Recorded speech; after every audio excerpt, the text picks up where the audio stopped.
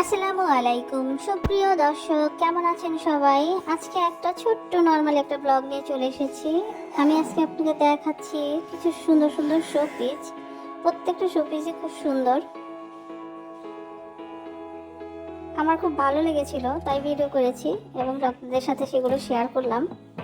এখানে একটা সুন্দর সিনারি আছে, গ্রামের দৃশ্য, নৌকা, নদী, খুব ভালো লাগছিল দেখতে। আমি একটা মেলাতে গিয়েছিলাম, এখানে সংসারের টুকিটাকি জিনিসপত্র দেখা যাচ্ছে।